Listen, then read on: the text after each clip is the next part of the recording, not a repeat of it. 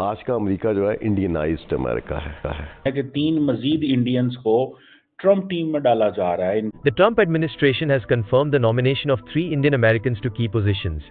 China सबसे बड़ा खतरा है अमेरिका के लिए और चाइना को हमें रोकना पड़ेगा। इसके लिए हमें इंडिया से अलायंस करना पड़ेगा। कि ये जो इंडियंस को हायर किया गया है for the samosa caucus. I am told that the samosa caucus is now the flavor of the house.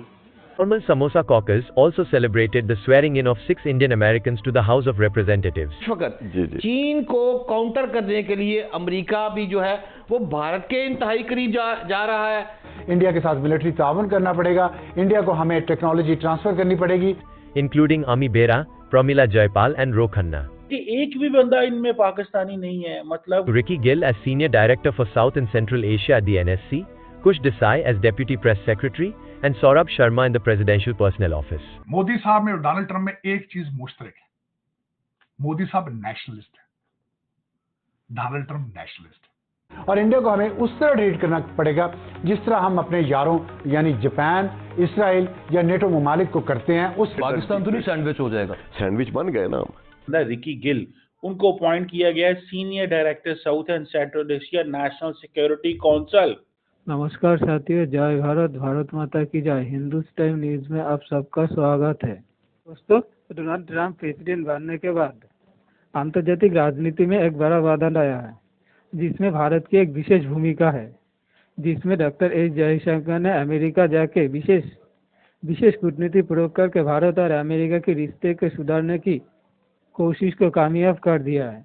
Media के मुताबिक ट्रंप और मोदी की मीटिंग जल्द ही होने वाला है और दूसरी तरफ ट्रंप की टीम में एक के बाद एक इंडियन अमेरिकन को बेहतर पद पर नियुक्त किया जा रहा है, जैसे कि रिकी गिल, सौरभ शर्मा, कुश देसाई इंडियन अमेरिकन के साथ साथ और भी जैसे कि राजा कृष्णमूर्ति, रो खन्ना, प्रोमिला जयपाल।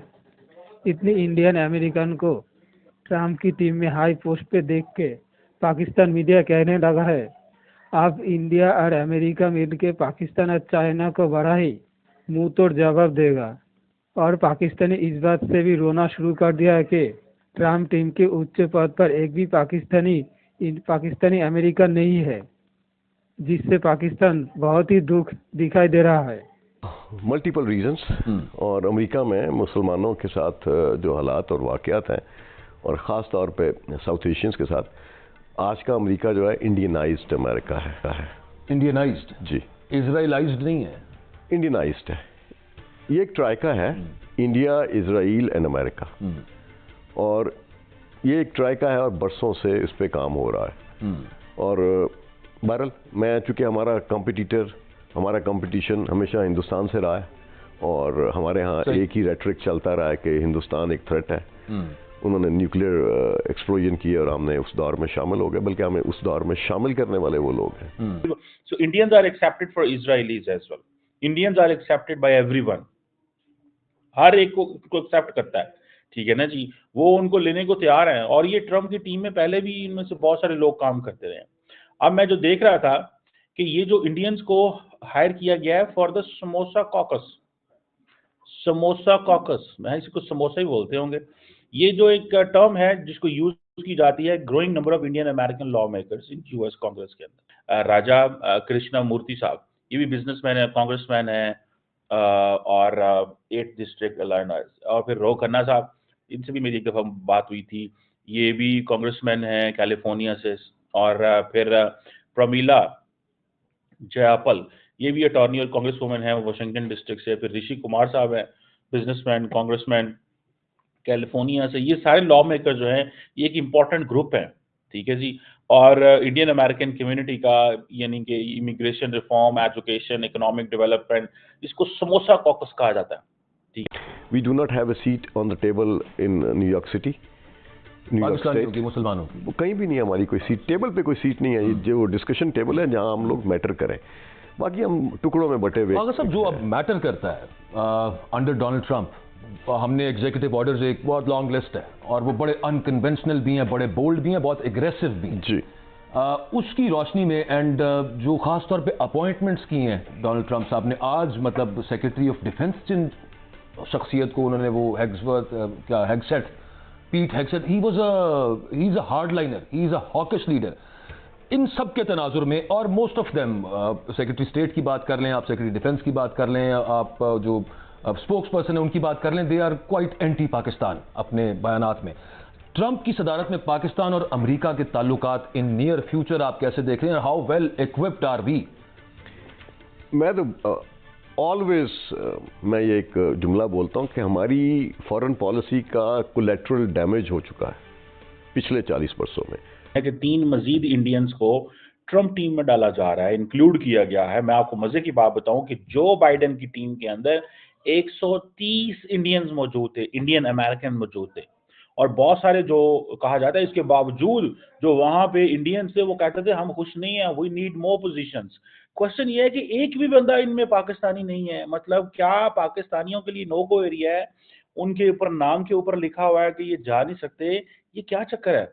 अब सुनने में आया कि एक बंदा रिकी गिल, उनको अपॉइंट किया गया है senior director South and Central Asia national Security council.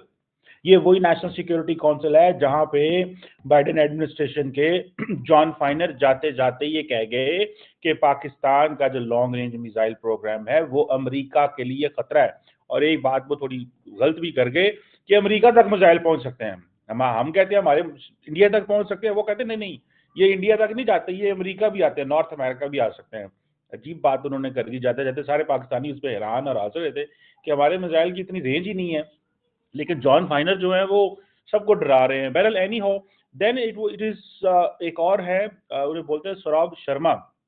ये प्रेसिडेंशियल पर्सनल ऑफिस में स्टाफिंग एंड अपॉइंटमेंट्स, क्या आप देख लें जिस बंदे का काम ही स्टाफिंग एंड अपॉइंटमेंट्स है, तो देखिए कितनी अहम पोजीशन के लिए उनको चुना गया। It means they are trusted, they are respected, they are considered part of the team. फिर एक फॉर्मर जर्नलिस्ट हैं कुछ डिसाइड, उनको जो है वो deputy press secretary white house communication team में डाल दिया गया। अब मुझे ये बताएं कि इतनी बड़ी तादाद में ये तो है, ये जो स्टाफर्स हैं अंदर सिस्टम के अंदर, these are the real people who control White House. This mister जो रिकी गिल साहब हैं, he is a real person who will control the National Security Council के अंदर, और वो भी कहां पे? Director South and Central Asia, Pakistan के बारे में। यहां पे भारत इतना उसका इन्फ्लुएंस है कि डोनाल्ड ट्रंप साहब के पीछे जो सीटें थी, दे आर वेरी वैल्यूएबल सीटें थी, बहुत वैल्यूएबल सीटें। उसमें उषा वैंस को देखा तो वो भी जेडी वैंस के साथ बैठी, किस वजह से? आईवी लीग लॉ स्कूलों से पढ़ी है। फिर जो सुप्रीम कोर्ट का जज वहां पे उसका ओथ लेने के लिए आया था, वो उसी की क्लर्क रह चुकी है। उषा के पीछे भी स्ट्रेंथ उसकी एजुकेशन। उससे पीछे चले, सुंदर पिचाई देखें, उसके पीछे विवेक रामास्वामी देखें। विवेक रामास्वामी बायोमेडिसिन पढ़ के आया, तो लॉ स्कूल में जब गया उस वक्त भी उसके पास 1 मिलियन से ज्यादा थी, अभी अंडर ग्रेड था। जब लॉ स्कूल ग्रेजुएट किया, his net worth was $11 million. उसका वालिद यहां पीएचडी करने आया था, डंकी लगा कर नहीं आया था। उसके बाद मैंने देखा विवेक रामास्वामी काश पटेल को देखा, ब्रुकलिन के उसके माँ बाप आए यहाँ पे ब्रुकलिन से। फिर उसके बाद आप देखें यहाँ पे हरमीत ढिल्लों को देखें, और उसके बाद बेशुमार लोग हैं उसमें। सामने जो पहली कुर्सी थी सामने, डॉक्टर जयशंकर, फॉरेन ऑफिस को ज्वाइन किया 1977 में, 48 ईयर्स अपनी जेब में डाल के फिर रहे, डिप्लोमेसी का एक्सपीरियंस।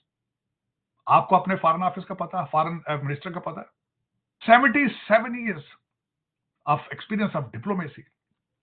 जयशंकर को तो देखिए सीट कौन सी थी, ट्रंप साहब के बिल्कुल सामने वाली सीट पे बैठे, बिल्कुल। और सबसे बड़ी उसमें छोड़े, आगे चलें, बल्कि प्रेस कॉन्फ्रेंस उनकी, मैंने तो एक लफ्ज मुझे अभी जबानी याद है, मैं को रिटर्न चीजें नहीं पढ़ रहा हूं, क्योंकि मेरा ये शौक भी है, मैं देखता हूं मुझे कि दुनिया में हो क्या रहा है। This is my subject matter, मैं वकील हूं। उन्होंने पहली मार्को रूबियो ओथ ली, तो पहली मुलाकात वो भी डॉक्टर जयशंकर से, और उसमें बायलैटरल बातें भी हुई हैं, क्वाड के बारे में भी बातें हुई। इस एक सिंगल ट्रिप के अंदर जो डॉक्टर जयशंकर साहब यहां से जो अचीव करके गए, मैं वो आपको अर्ज करना चाह रहा था। पहली मीटिंग मार्को रूबियो की ओथ के बाद डॉक्टर जयशंकर की, उनकी मीटिंग एनएसए से इसी ट्रिप में।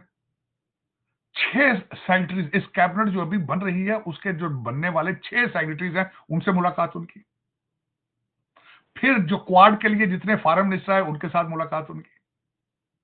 फिर अर्जेंटीना के मिले, हैवियर मिले, जो उसके सदर हैं अर्जेंटीना के, उनके साथ उनकी मुलाकात। थोड़ा सा मैं बताना ये चाहूंगा कि 3-4 चीजें हैं।